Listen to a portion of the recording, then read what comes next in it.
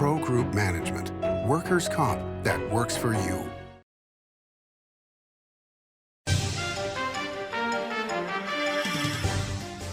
Welcome to Nevada Newsmakers, coming to you from the brand new studios of the House of Representatives.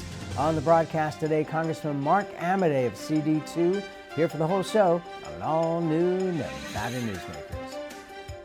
Nevada Newsmakers Goes to Washington is brought to you by Pro Group Management, workers' comp that works for you. NV Energy. NV Energy proudly serves Nevada, providing electricity to 2.4 million electric customers. University Medical Center of Southern Nevada. Compassion, accountability, integrity, respect. Big R in Sparks is located on Bering Boulevard next to Smith's and across from Reed High School for workwear and everyday wear.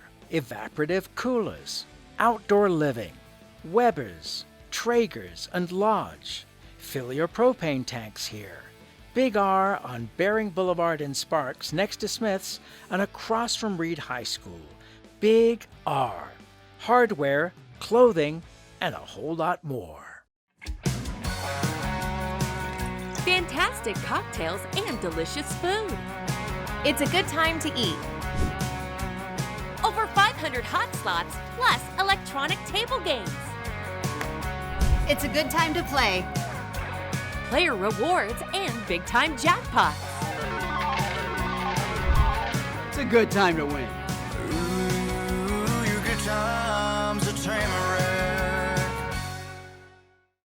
This is Nevada Newsmakers with host Sam Shad, a no-holds-barred political forum. Now, from the Nevada Newsmakers broadcast headquarters, here is Sam Shad.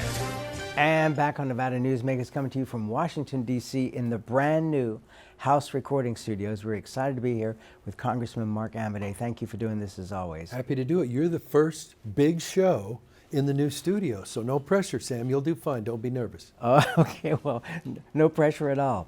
So I just recently got back from Thacker Pass, and what an unbelievable project that is. I didn't realize till the interview with John Evans, the CEO, that this is actually a 40-year project. Yep, big deal. But here's the important part, because there's been some controversy around it. They went through the NEPA process, totally transparent, complied with all the rules. I think they've been to court a couple times. Yes. Prevailed on all that. And so the real story is the system can work, not as fast as you'd like it to some days, but those folks have crossed every T and dotted every I, administratively, legally, environmentally, all that stuff, culturally, the whole 9 yards. Congratulations. Let me ask you this, and I totally understand if you want to avoid answering the question, but it seems to me that there are certain people who come under the heading of environmentalists that really don't want humans progressing anywhere in the country, let alone in Nevada. And any project that comes up, they will go out and try to find something to throw on the Environmental Protection Act. Am I right about that, the way I observe it? You know, yes, there's a direct answer to the question. And it's like, listen, everybody's got their opinions, but it's gotten to the point where you're sitting there going, so what is the goal here? If the goal is to protect a species legitimately, whether it's plant, animal, protect clean air, protect clean water, protect this, all that stuff, look at the socioeconomic, all that's legit. But if you go through all that in some sort of objective way, and it's decided by the folks whose job it is, and then you appeal it a few times, it's like if it comes out like this is okay, this complies, then it complies. So, you know, there are times when you ask, is the objective just to try to make it so painful that you'll go away? Or is there something, because that's not a great goal, Sam. The great goal is, fine, protect the environment, but if you're just pursuing your agenda, that's problematic. And it just seems to me that, you know, we have this thing called evolution, and not everything stays around forever. And eventually the planet is going to go nova when the sun goes nova. So There is a timeline on everything. Cro-Magnon man is not around anymore. Easy now. Yeah, I get that. It's like, listen, try to do the best you can with the situation that confronts you. For what we're doing right now in terms of, we're very conscious about our surroundings, we're very conscious about our history, we're very conscious about our social, our cultural heritage, that sort of thing. So it's like, that's good. But a process must lead to some end where it's either no or yes. And if you've achieved what you need to do for yes, then it's yes.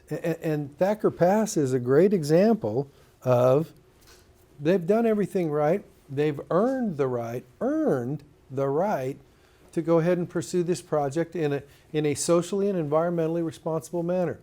Good for them. Let's talk about the potential for mining taxes. You were the head of the Nevada Mining Association for a time. What are your thoughts on that? I talked to Senator Masto yesterday, and she said she just wants to see everybody at the table. Is mining not at the table at this point? Well, you know what, I think mining, I don't speak for them, but when I used to, they'd love to be at the table with some sort of objective process, especially in Nevada, since we have a net proceeds of minerals tax in Nevada. So if you're going to fashion some, Sam, it's been well over 100 years. What are we? We're going to the sesquicentennial since the Mining Law Act of 1874 or 6, whatever it was. But when you look at that, it's like, that's fine. Let's talk about that. Let's do it in a way that makes some sense. They'd be at the table. But when your opening thing is, here you go, 12% on your gross, there's no table. That's somebody basically, that's like getting a letter from the IRS saying we're coming to get you. So that process is something that until people quit skipping it, they won't be at the table, and rightfully so. Let's change topics here, and I'm not sure if you're aware of this particular topic, but there's been a lot of noise from people who have credit cards that have their airline points, that there's legislation coming down the pike that would affect this and eventually get rid of credit card points, which is a huge driving force for business people and others who travel a lot. Senator Masto again said that she is not aware of any actual legislation on the Senate side. Are you aware of anything on your side? Because I'm getting a lot of emails saying, hey, you've got to write your congresspeople about this. Yeah, and that's fine, people being proactive. I can tell you that what little bit I know, it seems to be tied with maybe some crypto and some of that whole, hey, this is the next generation of how you pay for things and whatever.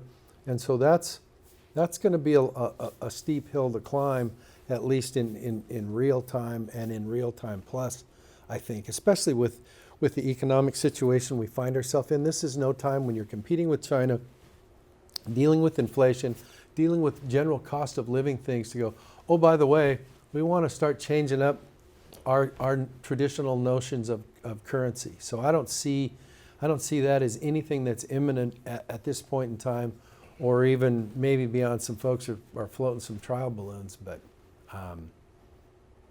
I don't see that anytime in the near medium future at all. Yesterday in the New York Times said we have gone past $33 trillion in debt. It's not even, you can't even imagine that amount.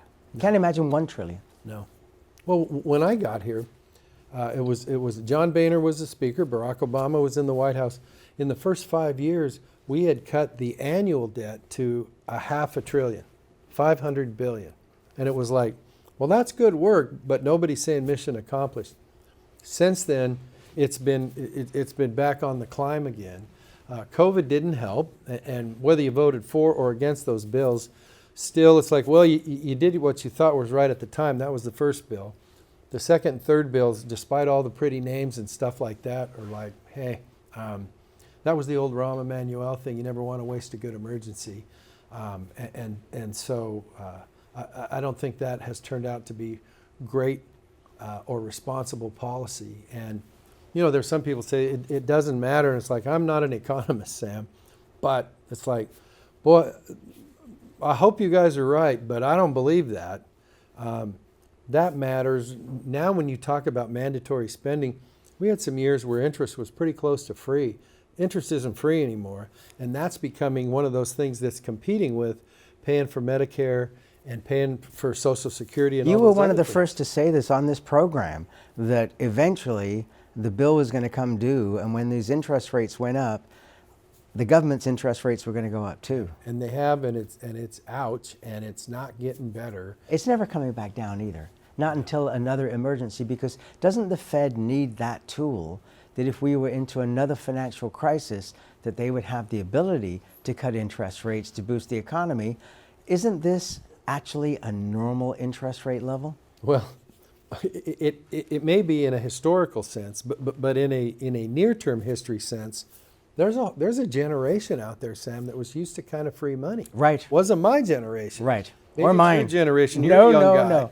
No. My first interest, my second on my house was 17%. Oh, Yeah, no kidding. ouch. I remember my student loan, which by the way was paid off. Congratulations. It was at like 9%. Right. And you're like, heck, I can go down and buy a Ford Ranger at less interest than my student loan. Of course, I couldn't afford the Ford Ranger, but anyhow. So anyhow, it's like, yeah, that's a lot of money, and I think it's one of those things. When you talk about the Fed, though, Sam, it's like people want confidence in what they do, and not like it's an exact science, but right now the Fed's going through some kind of ugly growing pains, whatever pains you want to call it, where you're going, hey, you're raising interest, it's supposed to help with inflation. And the last inflation report, not that one report makes the whole deal, but it's like, you've raised interest a heck of a lot. Maybe it slowed it down, but still, the Fed's a work in progress too. You're only as good as, it's like in this business, you're only as good as your next election. Well, in their business, you're only as good as your next financial report. And so there's plenty of work to be done in terms of seeing some return, if you will, on what those policies have done with interest rates. And let's be honest here. There's a certain point in life where you've seen this movie before. Yeah. And it seems to me that whether you're raising the rates or lowering the rates to achieve a certain goal, you really don't know where it's going to land until it lands. And so it is what it is. But right now, savers, senior citizens are applauding the interest rates because they're finally making 5%. Yeah. Easy now. That's hitting a little close to home, but I think you're right. You're absolutely right. It's you don't know where it is till it's there, and so it's not an exact science. But nonetheless, the results, good or bad, are kind of real time. And it's like being the captain of the ship. If the ship's doing good, you're a star, and if Right. the ship hits something, it's your fault. Right. And also, the Fed's target rate for inflation was always 2%. So over a 5-year period, you were going to see a 10% increase in the cost of goods and services no matter what. So what we're seeing in reality is just pent up from 0% interest rates. Well, that's some of it, except that when you start looking at what we have to spend versus what, you're trying to balance the federal books, if you will, it's like, hey, what we pay for interest is on the rise, and I think it's going to go up more. And so when you're talking about responsibility in terms of deficits and budgets and all that other sort of stuff, it's like now that's a major part of it, as opposed to, oh yeah, the money's free, this is a good time to borrow. It's funny. My last interview with Senator Reid here in D.C., he said we're already past the point of no return on these interest rates and we're in trouble. And he was prescient in terms of that because he said it so long ago. Let's take a break. We'll come back much more with Congressman Mark Amodei after this timeout. The Nevada Builders Alliance has been protecting the interests of the construction industry for over 50 years. Our programs save members thousands of dollars every year and allow them to provide much-needed benefits to their employees. Our industry also allows Nevada to grow. If you're thinking about a career in the construction industry, reach out. And if you haven't thought of a career in construction, what are you waiting for? We are the Nevada Builders Alliance. Safety is the #1 priority for the trucking industry. Over $7 billion a year is spent on technology like this electronic eye that will apply the brakes automatically. But the most important factor for safety is the truck driver. These hardworking men and women who safely move over 70% of our nation's freight and 94% of Nevada's. We thank you because trucks move America forward. Save money and take transit. Did you know you can ride the bus all day for less than what it would cost you for a gallon of gas? Plan your trip now by going to rtcwashoe.com. It's the $100,000 Cash is King Progressive giveaways at Carson Valley Inn. Giveaways every Saturday with a Progressive up to $20K and $15,000 in guaranteed grand prize giveaways. There's another 100,000 reasons to play and win at the Carson Valley Inn. This is Nevada Newsmakers. And back on Nevada Newsmakers, coming to you from Washington, D.C., we continue our conversation with Congressman Mark Amodei. Let's talk about what's going on in Ukraine. It seems as though we are completely at war with Russia.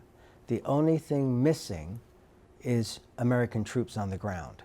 And yet we have 3,000 troops in Romania that were within shooting distance of Crimea. This thing could turn, I mean, how far do we push Vladimir Putin before he resorts to something as awful potentially as nuclear weapons? Well, real quick, let's remember the history. We didn't pick a fight with them. I don't think the Ukrainians picked a fight with them. I mean, everybody exercises sovereignty within what they think is their best interest. But just like some of the other stuff we found ourselves entangled in over the last 3 decades-ish, it's like you can't appropriate your neighbor no matter who you are. And so you've got this Russian thing where they tried to appropriate, I don't know if they're, you tell me what their end game is. They want at least some of Ukraine. And they've gone about it in a phenomenally barbaric way. Now, Sam, I'm not saying that to say, therefore, damn the torpedoes, full speed ahead. But if your response is nothing, then nothing will send a message at a time when I don't want to send that message to China. I don't want to send it to Iran. I don't want to send it to North Korea. I don't want to send it to, you can fill in a few more blanks on that thing. So what's the right way? And I'm not defending the Biden administration, but, you know, I voted for the first bill that said give them this stuff. And by the way, the byproducts of that were, we found out just how not wonderful Russia is as an army, as a lethal kinetic force country, stuff like that. Not that they haven't done a phenomenal amount of damage that's flat out war crimes in Ukraine. Didn't we know that before we sent the weapons and the money? Well, I don't know. I don't know. I don't think we knew. Listen, Isn't that the CIA's job to know? Sam, remember, they were going to roll up Ukraine in, what, 60 days? Oh, no, 90 days. So, I mean, there's some tenacity on those folks. Ukraine isn't a bunch of virgins either, but it's like... No kidding. They weren't invading their neighbors, Sam. That's the ultimate crime in terms of a world of nations. So, I said, you know, we got Sweden out of it, we got Finland out of it, that are, and by the way, they're a lot closer than we are to that. They're just across the border. Yeah. And so, as you sit there and look at all that, clearly aid to Ukraine needs to come with much more oversight than it started out, because you want to make sure you're doing the right thing, whatever. Also, we're depleting our stocks. Like, oh, that there's no consequence to that. Everybody watches that stuff. So if you're sending all your missiles over there and you're not replacing them, that's a bad plan. Well, Senator Rosen on the program last year said that from the beginning we agreed to restock everything that we were sending there. So there's been a tremendous cost in the United States. In fact, our military contractors can't keep up. Well, part of the reason they can't keep up is because they were at a level where it was basically, we don't have to maintain this sort of capacity. So you run into that whole thing of you got to rebuild some of your industrial capacity in order to keep up. You have to be able to walk and chew gum at the same time in that area. And it's like, we need to be able to do that, and we're not. Having said all that, I don't know if it's, well, you know, you say, well, we got everything but troops on the ground. We'll see. I mean, NATO is, if this administration pushes them or doesn't, or if those governments that are involved over there more directly are doing what they think is right. The problem, Sam, is, okay, let's take one side and say, just shut it down. You guys are on your own. Good luck. I wish you all the best. If that doesn't work, oh, by the way, Russia's talking to Iran about drones. They're obviously making out with China. it's like, so when we shut it down, it's like, so fighting with Russia is one thing, not good. But now they're going to be fighting with every Middle Eastern rogue state, as well as North Korea's playing, China's playing, or whatever. So the problem is there's so many facets of it that I don't think you can pull out. The question is, how do you support somebody who has provided benefits to you, not directly as Ukrainians, but in terms of exposing Russia? You know, there's some frayed edges in Russia about this whole thing too. And so the guy who's in charge over there right now, that ain't Glasnost or you know, whatever. Everything you hear is CIA, whoever. This guy is intent on rebuilding the old federation and the old rules and all those other sort of things. So it's one of those things where I think it's like, hey, you got to get up every day. You got to go take a look at if the sun's coming up, if there's clouds in the sky, whatever, and doing what you think is the right thing with sound policy. But I don't think you can end up saying, we're writing off a country in Eastern Europe because history tells us that doesn't work well. More with Congressman Amodei after this timeout. As you know, Reno is booming. Toll's development company is helping it grow with insightful design and development, building community with every project, adding beauty, adding excitement, emphasizing our shared humanity. Reno is becoming bigger. Toll's development is helping it become better, more livable, more enjoyable. To learn more, go to tollsdevelopment.com. tollsdevelopment.com. Pro Group Management specializes in providing industries with the necessary components to satisfy and exceed workers' comp requirements. Every business has unique needs and specific regulations. Pro Group Management stays ahead of the curve, providing up-to-date services to keep your industry in top form. Discover how we simplify your tasks, improve efficiency, and reduce expense to keep you moving in a positive direction. Pro Group Management. Workers' comp that works for you. For 50 years, Nevada Heating has been keeping people comfortable in their homes. At Nevada Heating, call the do-it-right guys and get the air conditioning back on today. That's the Nevada Heating way. Why sweat for days on end when Nevada Heating can get your air conditioning fixed today? Call us today and we'll fix it today at 323-5585 or schedule us on our website at nevadaheating.com. Imagine a magical garden that feeds Carson City's hungry and homeless, teaches our high school students agriculture, creates hanging floral displays to beautify downtown, and yet charges nothing. It's not magic. It's the Greenhouse Project. It's real, it's growing, and it needs your help. Go online to carsоncitygreenhouse.org so together we can grow it forward. This is Nevada Newsmakers.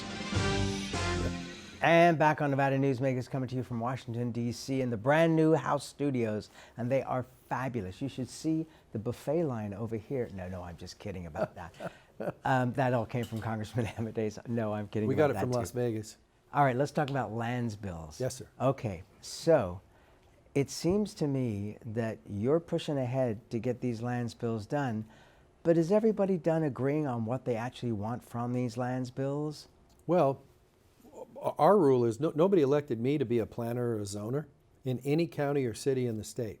So what we do is we say, hey, X county, Y city, as the planners and zoners, you tell us what you want, and it's our job to get that for you in the context of a lands bill.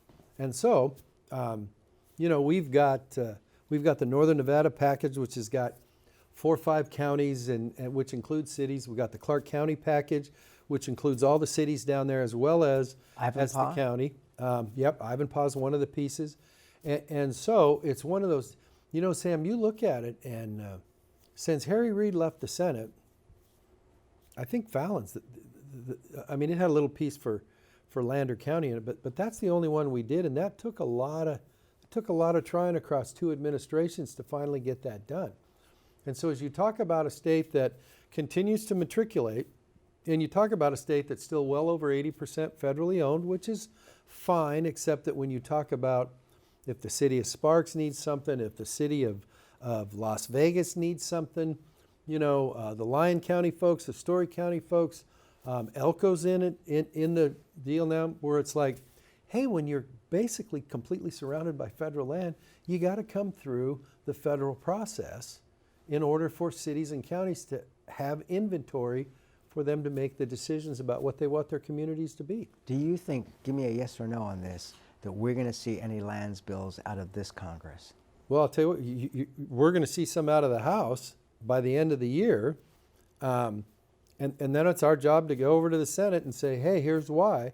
And there's some steep slopes to climb on that because there's some leftover residual from past bills with staffers over there. And we've talked with Senator Manchin directly, and we're going to talk to him again to say, well, you know, what are the issues? Let's work them out.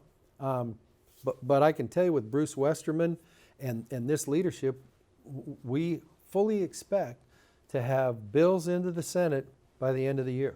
And that's where we have to leave it. Congressman Amodei, you could be a weekly guest on this program, and we would love it. Thank you so much for being here. Thank you, Sam. And we'll be right back. What do you count on? You count on your power every day. At NV Energy, we've always powered what's important to you, but we're not looking at the past. We're focused on the future. While our standards are high, our rates will remain low. And our commitment to renewables isn't just meeting standards, but leading the way. Because you can count on more than just your power. You can count on the company who brings it to you. That's our promise. You can count on it. Like a traditional handmade basket, retail is woven into the fabric of life in Nevada. From big box to mom and pop, retail supports our communities in countless ways. Jobs for the disabled, team uniforms for kids, help for the elderly, and so much more. Retail employs over 1 in 10 workers. Retail supports Nevada, and we support retail. RANNV.org. Modern boutique Ahern Hotel and Event Center sits at the heart of the Las Vegas Strip. 2 floors of meeting and event space are ideal for groups and conventions. Stay in one of 200 luxurious rooms and suites. Brand your event throughout the property. Flexible event spaces make for easy planning and personalization. Take over the entire hotel with a full buyout option. It's the $100,000 Cash is King Progressive giveaways at Carson Valley Inn. Giveaways every Saturday with a Progressive up to $20K and $15,000 in guaranteed grand prize giveaways. There's another 100,000 reasons to play and win at the Carson Valley Inn. Nevada Newsmakers Goes to Washington is brought to you by Pro Group Management, workers' comp that works for you. NV Energy. NV Energy proudly serves Nevada, providing electricity to 2.4 million electric customers. University Medical Center of Southern Nevada. Compassion, accountability, integrity, respect. Thanks for watching Nevada Newsmakers, coming to you from Washington, D.C. We'll see you on the next broadcast here from Washington. See you then.